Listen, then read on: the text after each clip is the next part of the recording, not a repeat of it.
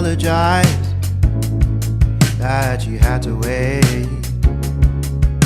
It totally slipped my mind. I lost all my sense of time. So buy me that drink and just let me think, and I'll tell you the reasons why. My alibi.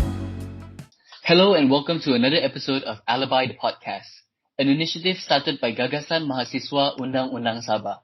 I'm your host, Geoffery.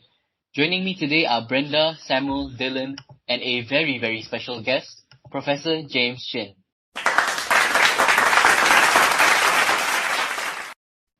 Professor Chin is a professor of Asian Studies and the inaugural director of the Asia Institute at the University of Tasmania. He is also a senior fellow at the Geoffery Sim Institute, Malaysia, council member at the Australian Institute of International Affairs, and adjunct professor at Monash University. Prior to an academic career, he worked as a journalist in Malaysia and Singapore. Professor Chin is a leading commentator on Malaysian politics and has published extensively on Malaysia and the surrounding region. Professor Chin has appeared on CNN, BBC World TV, CNBC, Bloomberg TV, and Channel News Asia to talk about the developments in the region. His comments are often reported in The Economist, The New York Times, Financial Times, South China Morning Post, Wall Street Journal, and other leading publications. So on this episode today, we are going to be talking about the elections in Malaysia. But before that, let's have a little ice-breaking session, a little self-introduction. I'll go first. I'm the host, Geoffery, and I am currently a second-year law student in Help University Damansara. Brenda? Hi everyone, I'm Brenda and I'm currently a third-year law student in Taylor's University. Sam? Oh, hi everyone. My name is Samuel. I'm a final year law student at Brickfields Asia College. Hello, I'm Dylan, and I am a bar school LLM student at Northumbria University. All right. And Professor Chin? Oh, hi. My name is James Chin. Originally, I'm from Sarawak. I'm currently a professor of Asian Studies at the University of Tasmania. All right. So a little ice-breaking question. So the ice-breaking question of the day is, what inspires you to get up in the morning? So Professor James Chin, would you like to tell us about what inspires you to get up in the morning? Yeah, I have to get up in the morning because I've got to take my children to school. For me, what inspires me to get up in the morning is the first sip of that morning kopi o, that black coffee. What about you, Brenda? I think this is quite a tough question for me to answer because usually now I wake up in the afternoons and I'm not really a morning person. But then if I do get up in the morning, that's very rare. That means that I really look forward to something that I'm going to do the next day. So yeah. What about you, Sam? Getting up to record this podcast. And you, Dylan? I could give you a very cliche answer and say it's because I wanna better my career and everything. But I suppose breakfast is the best thing that gets me up in the morning, and then everything else comes after that. All right. I think that's all for the ice-breaking session. Now going into the bulk of the question of the topic today, that is elections in Malaysia. So I think the first question we would like to ask you, Professor Chin, is what are your opinions on the current general Malaysian political scene? Thank you very much for that question. That's a very good question to start this conversation. So basically, there's two ways of looking at Malaysian politics now. One is that you can argue that after the short government of Pakatan Harapan, as you know, Pakatan Harapan replaced the Barisan Nasional, which was in power for almost 60 years. we tried a new model. That model didn't really work because in 2020, Pakatan Harapan fell apart and it was replaced by Perikatan Nasional. So basically, the way to understand that is that Perikatan Nasional was very much a Malay-centric government. So you sort of move from a multiracial Pakatan government back to a Malay-centric government. As you know, that government did not last as well. So in August this year, that government fell apart. So now we are in a funny situation where it is in between a UMNO plus government or UMNO stroke Perikatan Nasional government. So that's one way of looking at it, and that is basically that we're moving back towards a very Malay-centric type of government. The second way of looking at it is that since 2018, Malaysian politics is really all about instability. The coalition that we're seeing doesn't work very well together. So everybody is trying to look for a new model so that they can have some sort of political instability. Now, if you were to ask me what is happening right now, I would argue that what is happening right now is that this government is a very unstable government. Having said that, they know that they are unstable. They have a very small majority. So that's the reason why they signed a MOU with the opposition. And basically, the MOU is to keep the current government in power, provide a level of political stability, while the government, both the government and the opposition, prepare for GE15. So it's all very much that for the last couple of years, everyone is preparing for GE15 because they have to go back to the rakyat to see which side the rakyat will support this time. As you know, the government of 2020 and the government of 2021 were not elected by the people. They are what Malaysians call essentially a change of government brought about by changing the majority and changing the people who put together that majority. Just to add on to that question, Professor, so do you think it was a wise choice for the opposition to sign that MOU with the current government? At the time the MOU was signed, I think there were lots of hope that the government will implement, I'm talking about the federal government, will implement some of the promises that were made.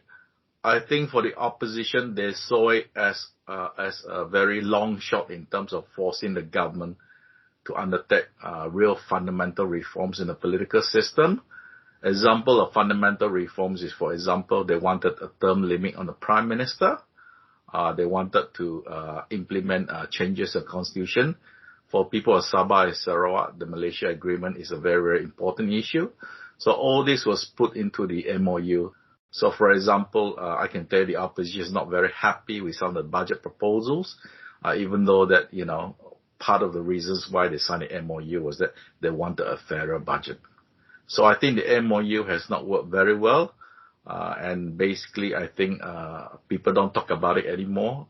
People are now talking about the Melaka state election and the upcoming Sarawak election. And people are sort of moving back or stepping back from the MOU. And everybody understands that the only game in town now is really GE15. Which supposedly is supposed to be held in 2023, but I would argue that it will actually be held next year. All right. Speaking of the Melaka elections, Professor Chen, what are your thoughts on carrying out an election during the ongoing COVID-19 pandemic? I think if you were to ask the ordinary Malaysians, I'm not talking about the political class, if you were to ask the ordinary Malaysians, I think most of them would say that it's a very bad idea.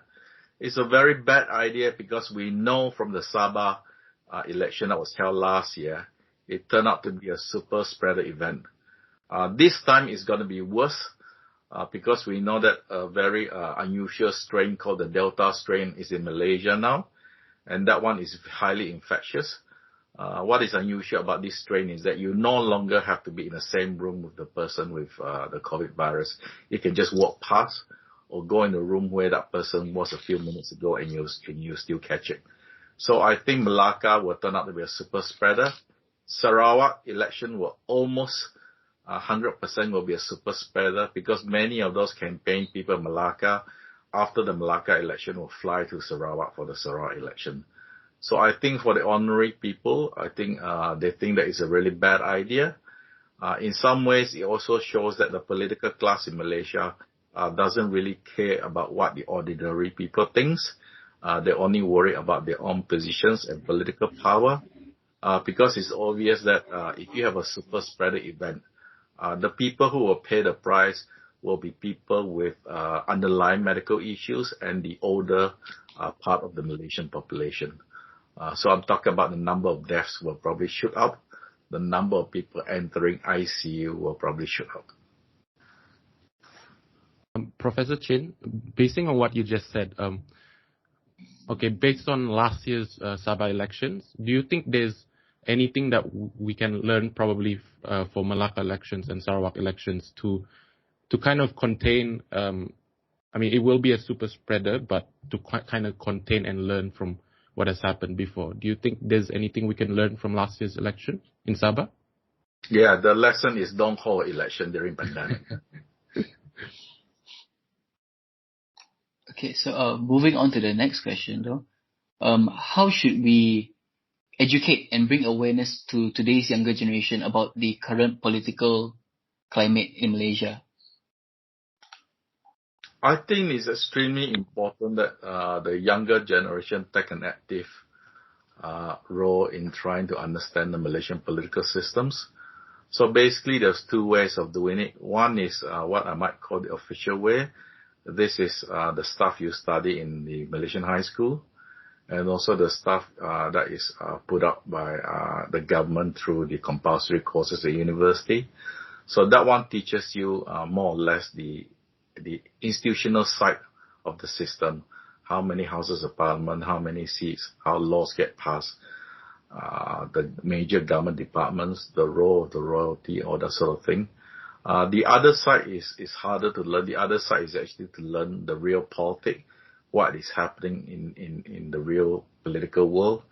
And that is about learning current affairs, what is happening around you, what are the MPs doing in parliament, who are your representatives. So I think the way to get the young people interested is basically teach them the formal structure of the Malaysian political institutions, and at the same time teach them about what is happening in the current affairs. I think the most important thing that young people need to understand is that politics affect their lives. A lot of people, especially young people, tend to ignore politics because they think, oh, this doesn't affect me, when in fact politics really affect your lives. And I'll just give you a very, very simple example. Now, if you were to ask young people what is the number one priority, most of them, of course, they wouldn't use exactly the same language I'm using, but most of them will talk about they want a better Malaysia and more opportunities when they finish their studies. In other words, they want their lives to be better than the lives of their parents. Now, in order to do that, it means that we need fundamental reforms of the system, especially in the economy, right? So in order to do that, right, that will have to be driven by the political process. You see, if you don't get the politics right, you can't get the economics right. So for example, right, if you can't get the politics right, people will not invest in this country. If you don't get the right government, you don't get the right policies, why should foreign investors come to this country? And even at a very, very fundamental level, you can't run away from politics. For example, one of the unusual things about the Malaysian economy is that we don't really have a what do you call it, a private economy here. So if you go and look at Bursa Malaysia, and a lot of people don't realize this, if you look at the 10 largest capital caps in Bursa Malaysia, right, 9 of them are GLCs, government-linked companies. So therefore, right, the Malaysian economy is basically an economy run by the government. So this comes back to my earlier point. If you don't get the right government, you don't get the right economy, then really you don't have a future. So I think it's very important that young people understand that, politics is really an important thing in their lives, and that it is to everybody's interest that we get the right politics. For the people of Sabah and Sarawak, this is even easier to explain. As you know, the people of Sabah and Sarawak are very worried about this thing called recognition of Malaysia Agreement, and recognition that Sabah and Sarawak helped to form the federation, and therefore Sabah and Sarawak must have special status in the Malaysian political system. In order to do that, this will have to be driven by politics, isn't it? It's really a political process that allows you to change the constitution. So these are examples of where the young people must understand that they may not like politics. They may hear a lot of bad things about what politicians do, all the corruption, maladministration, what have you. But at the end of the day, politics really affect their lives, and it's really for their own interest that they should be interested in politics. Professor, just a little bit follow up on that use, right? We know for a fact there is, I'm sure everyone knows this organization called Undi 18, which they're really passionate about implementing, lowering the voter age youth from 21 to 18. So serious about it that I believe youth in Sarawak filed a judicial review to the Kuching High Court. So I would like to ask, recently, even PM Sabri said that they will comply with the Kuching High Court to implement, I think, automatic voter registration. However, there is some sort of a general notion or a general view that the parties in the government are afraid of youth voting. And there's even rumors going around that the Sarawak elections are going to be held this year so that the youth can't really vote. How would the implementation of Undi 18 affect the next general election? Well, the answer is fairly obvious. If you're going to bring a lot of young people, 18, 19, and 20-year-olds, if you're going to bring more than 1 million new voters into the political system, this will affect, a lot of results. In some of the seats, there will be an increase of more than 15% of the voters because of these young voters. So obviously, they can affect the outcome. I think in general, you are right in the sense that the incumbent, the government, is afraid of young voters because the underlying assumption is that young voters, people like yourself, are anti-establishment, tend to support the opposition. But I would argue that this may not be true. The reason is because we don't have any data. So basically, when people talk about young people against the government for the opposition, right, you are really talking about no data. You're just making a guess. Because young people have not voted before, so you can't really say which side they'll vote because, there's no basis, no empirical evidence to say either way. What you can say is that it is much harder for the existing political party to reach out to the younger voters because all the methods they use to reach out to the existing voters doesn't work with young people anymore, right? So, for example, people of your generation, I'm very old already, but I also know that people of your generation, right, don't bother watching the news at 8 o'clock at night. You get most of your news from your mobile phones, things like that. In fact, you get all your political information from your mobile phones. That is the main source of your information. And secondly, having spoken to young people, I would also argue that the majority of you guys, right, don't really like to read long articles about politics. You want everything maybe maximum, 1 or 2 scrolls on your mobile phone. So, the sort of things that you are interested in, the way to explain the political positions to you, I think all that will change. So the traditional methods of using mainstream media, all that sort of thing, those things goes out the window. So reaching young people is a very, very different type of politics, different form of interaction. And I think this is where the political parties have to fundamentally change the way they communicate, how they want the younger voters to interact with them. And I suspect the majority of the more established parties, they're not ready or they haven't reached that point yet. So that's the reason why organizations like Undi 18 exist, because they're set up by young people to reach out to other young people. You can't get, the mainstream parties to reach out to the young people. As I said earlier, they haven't gone through this yet. So it'll take them some time to catch up. So probably after 1 or 2 general elections, then they'll learn how to reach out to the 18, 19, and 20-year-olds. Now, having said that, of course, we know that there are lots of newly set up NGOs and CSOs who has been set up in the last 2 years to reach out to the younger people. So a lot of them have actually what I might call reach out to the young people using a thing called infographics, right? They try to explain difficult things by publishing that thing. So I can guarantee if you go back 5-10 years ago, right, none of the political parties are doing that sort of thing. But now you see even the mainstream political parties are doing that. Try to simplify the information, put it in infographics format so that they can reach young people. And also, the latest thing in Malaysia now is that increasingly political parties and politicians are going to TikTok. If I would ask those politicians TikTok, if I've asked them 2 years ago, right, none of them would understand that thing. What is that? But now everybody understands what is TikTok.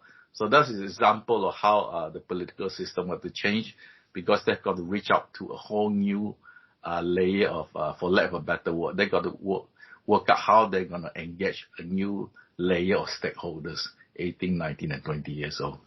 So I think generally two main impact for young people in the electoral system.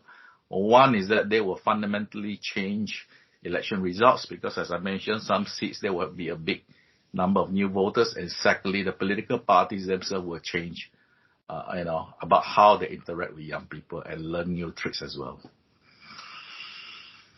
So, Professor Chin, to follow up with your answer, right? How will you personally encourage more young people to be active in politics, considering that society views 18-year-olds as immature, right? Or not mature enough to vote for their choice of government. And then society usually views young people as being too idealistic, like they will usually tell young people, politics is very messy, don't go into it, don't get involved in it. But then how will you personally encourage more youths to be aware of the current political situation and to get themselves involved? Well, the answer is very simple. You have to tell the young people that if you're not interested in politics, you are harming your own future. So if you want a better Malaysia, you want a better job, if you want a higher standard of living, all these are driven by the political process. So it is to your own benefit that you want to get involved in the political process. For the young people of Sabah and Sarawak, it is my understanding that Malaysia Agreement 63 is a big issue. If you want to resolve this issue politically, then it is the political process. So either way, if you want to deal with anything in life, a lot of things in Malaysia are political in nature. So that's how you get the young people to be interested. To be fair, I think this thing about your young people not understanding, not interested, I would say that that is probably true until today. Now that you've given them the vote, I think they have a larger stake in the system. They understand that they can actually help to elect the next government. So I think in terms of getting involved, I'm sure a lot of them will be much more involved from now on. Following from that, Professor Chin, do you have any general advice for youth? I mean, we talked about youth voting as voters, but youth going into the political field, as you can see, such as, Syed Saddiq, for example, before. Do you think that there's obviously a setback where, following what Brenda said, they are ridiculed in Parliament, as we have seen? Do you think that's something that hinders youth from joining politics at the moment now? No. I think one of the main reasons why youth have not joined politics is because previously the major political parties did not engage them, because you are not voters, right? So they wouldn't engage. So now that young people are now on the voting roll, as I said, the major political parties will have to engage the young people as the new stakeholders. So with more engagement, it means that they will be drawing a bigger group of young people into the political process.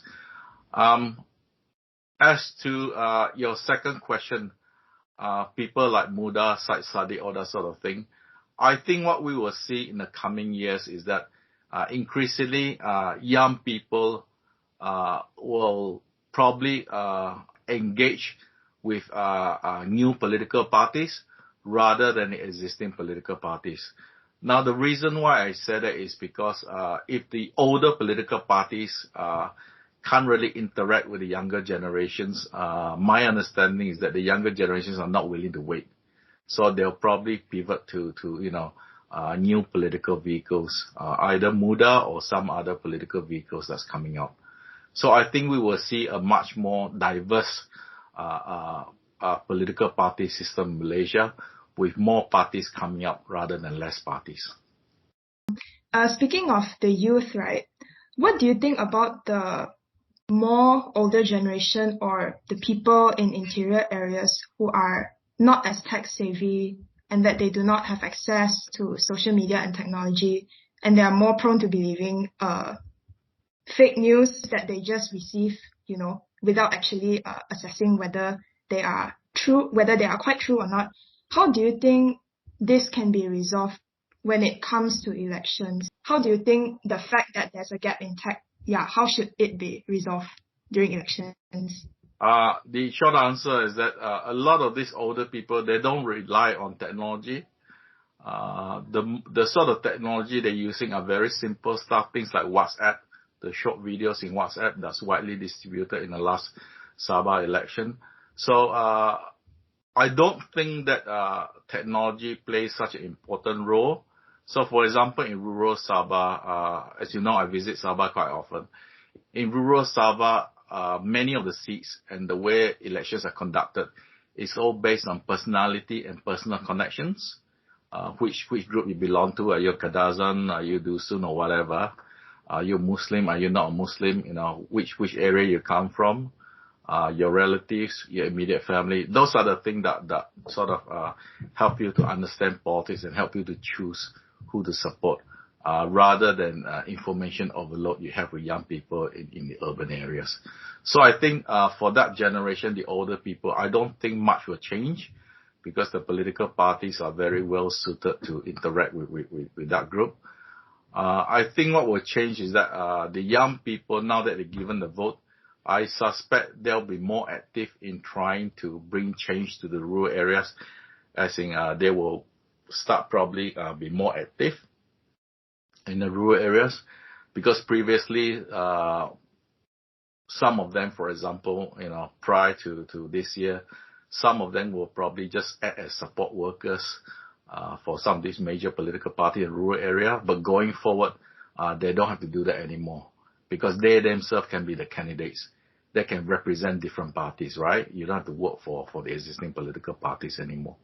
So this is the reason why I talk about a much more diverse field of politicians coming in and a much more diverse field of political parties. All right, Professor Chen, moving on to the Melaka elections. What are your just general thoughts on the upcoming Melaka elections? Do you think it's a good idea, bad idea? How do you think it came about? Oh, okay. So I've already said it many times. I think holding election during a pandemic is always a bad idea, because it tends to be a super spreader event. In terms of this election, I think it's quite clear. Two things are very clear. The first one is that it's much harder to predict the outcome of these elections. The reason is because the Election Commission no longer allows things like big charamas. They don't allow house-to-house campaigning. So it's much more difficult for people such as myself to try to gauge which way the wind is blowing or what are the feelings on the ground. So it's you sort of doing your campaign in the dark, because you can't get immediate feedback from the ground. I think the second important point about the Melaka elections is that for the major Malay parties, I think they're looking at the results or the upcoming results of the Melaka election as a signal from the Malay ground about which party they will support with GE15, the upcoming big general elections. So they're sort of using Melaka as a baseline to see which way the Malays will swing, and also what sort of issues that will attract the Malay voters. Because we are sort of going into a general election with some sort of restriction. So this is very much a training election for them, for the major Malay parties, and also the other non-Malay parties like DAP, all these things. So this is really part of their training process before the big GE15 that will probably be held next year. Professor, I would like to ask you a little bit on particular party, Party Muda, which you mentioned just now. I actually been prior to this podcast, been quite eager to ask you about Party Muda. So I think earlier there were talks of Muda wanting to campaign in the seats. However, they pull out due to some disagreements with Pakatan Harapan itself. So what are your thoughts on Muda not campaigning in this Melaka election? Will it harm them in any way by not campaigning for this Melaka election? Okay, in terms of their participation in Melaka, it's also a well-known fact that the reason why they pull out is because they disagree with Pakatan Harapan taking in the defectors. So they're very unhappy that the Pakatan Harapan have decided to field a couple of candidates from the previous Melaka state government. Will it harm them? The answer is no, it will not harm them. But I would have thought that if I was in Muda, I would not have stood up in the election. I would still come to a deal with Pakatan Harapan, stand under the party, because as you know, Muda is not registered. And the reason why I say that it's important for Muda to take part is because this is a real life example of what elections will look like after the COVID. So Muda has not been tested. Having said that, of course, Muda is extremely popular because it is the only youth party that has sort of reached out to every segment of the youth in Malaysian society. So for Muda, the next step is really to be registered. Although it is widely understood that they have a fallback position. They have an agreement with Parti Warisan Sabah where if they do not get registered in time, they will stand under Parti Warisan's logo. But my expectation is that Muda will actually get registered. Once the case reaches the courts, the Registrar of Society will back down, especially the Home Minister will back down and register Muda. So I fully expect Muda to take part in GE15, but they will go into GE15 without a bit of training through the Melaka state election. So, Professor Chin, do you think that overall in the Melaka elections, do you think that the prohibition of political parties campaigning physically is a fair one, for the reason being to make it safer for all contesting parties and the voters since it's the time of the pandemic? No, it's not going to make much of a difference. So even though you don't allow people to campaign in big rallies or big gatherings, knowing Malaysian politicians, they'll find a way around this. They tend to get very creative. So I'm sure they'll still find a way to reach out to the voters physically. I think what will happen is that it will just slow the spread of the virus, but it's not going to stop the virus from spreading. People do not realize that the Delta Plus strain of COVID that's in Malaysia, right? It's a very unusual strain. This strain spreads very, very easily. So, for example, you don't have to be in front of that person to catch Delta Plus. That person can just walk past you, and you breathe in, and that's it. You get COVID-19. I have one more question. With the prevalent rise in elected representatives jumping from one party to another, right? Do you think that the anti-hopping law should be implemented? What are your thoughts on it?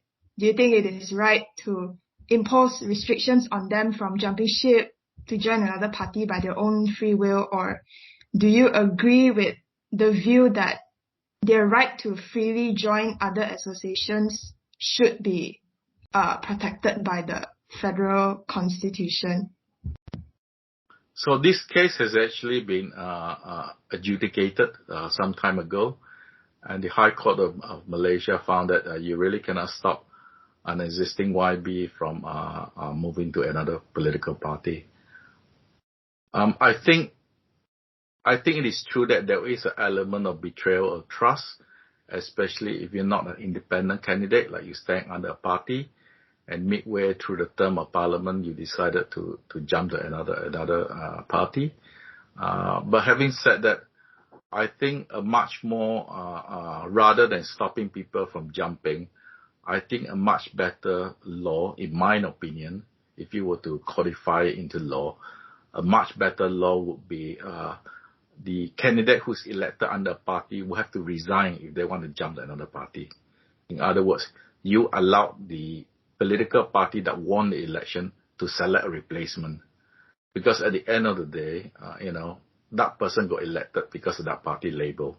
So if that person is not happy in that party, so for whatever reason that person wants to jump to another party or leave the party, I think you should not stop the person. It is his individual right, but he has to return the seat to the party that won the election. I would have thought that would be a much better solution, because the prevailing thinking among the political class in Malaysia is that if this person resigns or jumps to another party, we will hold a by-election, which I don't think is a good idea. Professor, so I would actually like to ask your thoughts about this. So we know that Pakatan Harapan, particularly PKR and Amanah, has decided to take back two candidates. It's YB Idris Harun and YB Nur Ahmad Hassan as their candidates. And to this, many Malaysians were even surprised and somewhat even disappointed. Could you tell us what's the reasoning behind this? Because, Pakatan Harapan were always claiming to be, they want anti-hopping laws, they don't want MPs to jump ship from one to another, yet they decide to take back two candidates that were formerly part of the Perhentikan national government. Do you think this is all about survival of the fittest, like wanting to win badly in the Melaka election? I think you've already answered your own question. So this is all about winning the Melaka state election. So obviously that Anwar Ibrahim and Pakatan Harapan believes that these two candidates from the previous government standing under PKR Amanah now are what we call winnable candidates. They're going to take their seats, and this will help Pakatan win the next Melaka state government. Okay, thank you, Professor Chin. Now I'll just move on to the Sarawak election questions. With the Sarawak election bound to happen, right? What's your opinion on Malaysia having two state elections? Are we going to see a mirror reflection of Melaka in the Sarawak election? No. Elections in Sabah and Sarawak are very different from elections in the rest of Malaysia. So the political dynamics in Sarawak, for example, is very different from, say, politics in Sabah or politics in Malaya. Same thing with the political dynamics in Sabah. It's sort of unique to Sabah itself. So the elections in Sarawak will be very different from Melaka, and most of the issues and most of the most of the political drivers dealing with the upcoming Sarawak elections will be domestic in nature. In other words, those issues are very specific to Sarawak. National issues have never really mattered much in any Sarawak state elections. All right, Professor Chin, just to follow up on that, what kind of significance does the Sarawak election bring towards Malaysia as a whole? Very good question. The short answer is that there is no impact. Because the federal government, whether it falls or it survives, depends on the MPs. With the Sarawak state election, we are electing people to the state assembly. So it has no direct impact. The upcoming Sarawak state election is really about GPS, the ruling coalition, versus the current group of opposition in Sarawak. So it is very much an election about GPS and the GPS Chief Minister Abanjo, and whether they can get a big majority like they did in 2016. So it has no direct implications at the federal level.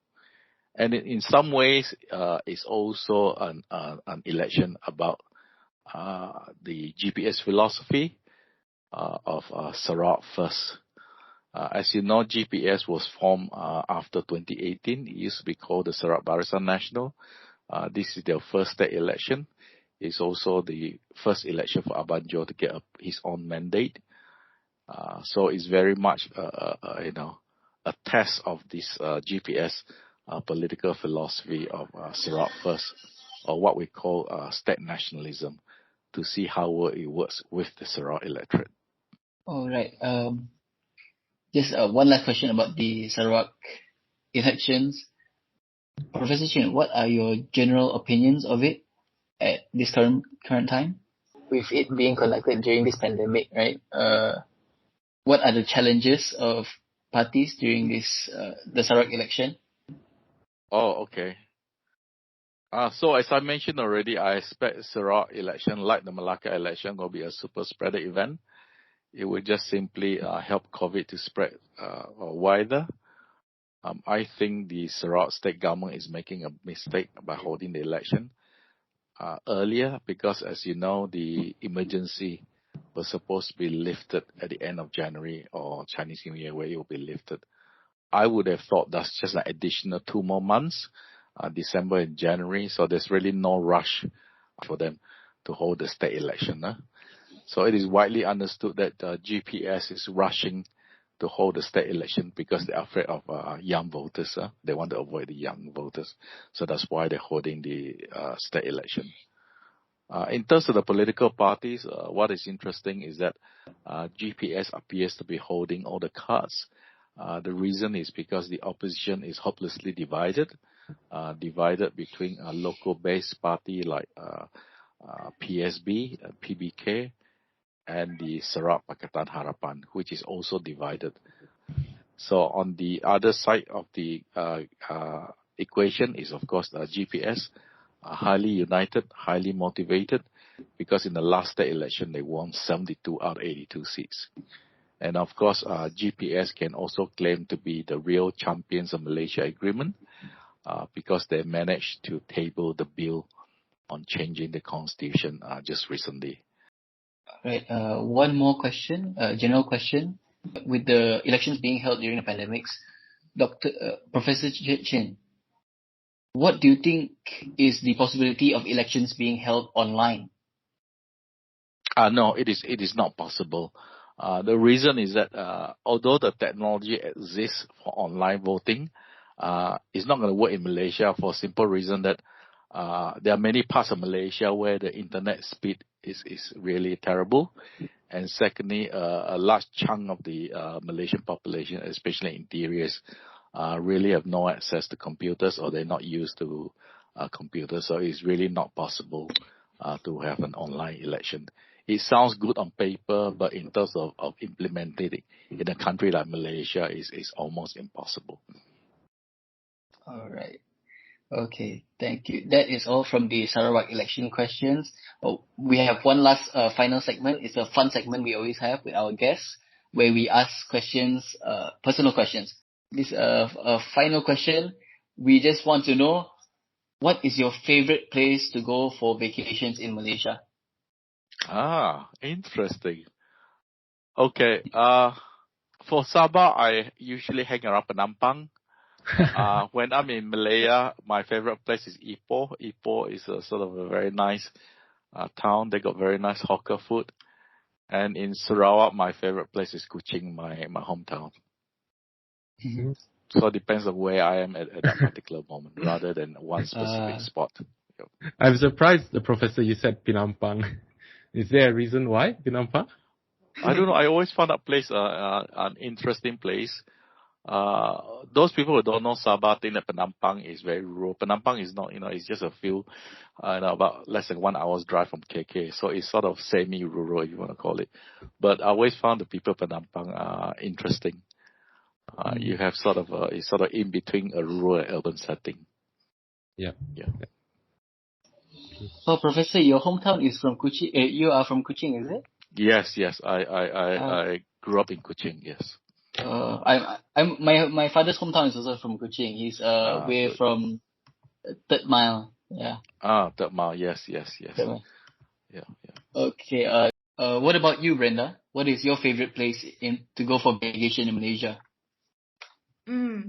Personally, my favorite place to go for vacation will be Kundasang because I personally like the weather there. It's cold, it's chilly, and I like cold places ever since I was young. Like I went to the national park there before when I was around 3 or 4 years old. So I have a soft spot for really cold and chilly places. So yes, it will always be Kundasang. What about you, Sam? Mine would be actually Mount Kinabalu, because though I'm a Sabahan, I have not gone for a climb yet. So yeah, I'd like to go there one day. Dylan? Okay. I don't know. I guess cliche, but like I like to go KL. It's nice to. I'm a city kind of person, so I like to see, tall skyscrapers and go to shopping malls. So I would say KL lah. Yeah. But if you say, like another holiday, probably Melaka or Penang, just for different food and nice pictures. Yeah. I think, okay. My opinion, my favorite place is, I would say Penang. Because I really like the people there. Mhm. It's my hometown is in Kuching, Sarawak. And, well, I don't know why, but Penang sort of is like, even though I have no relatives there, it feels like home. Okay. And I really like the art. It's very artistic. And I feel like the community there is just very vibrant. Yeah. Yeah. Penang is a gem. It's a hidden gem. Well, okay. Thank you very much, Professor Chin. Well, that's all the time we have, folks. Thank you for listening to Alibi the podcast. We hope you enjoyed this episode, and we look forward to talking about more relatable and relevant Sabahan law student topics. I'm your host, Geoffery. Special thanks to our guest, Professor James Chin, on this episode. If you haven't checked out our previous episode, please do subscribe to us to stay updated on all our latest content, and we will see you in the next episode. Thank you.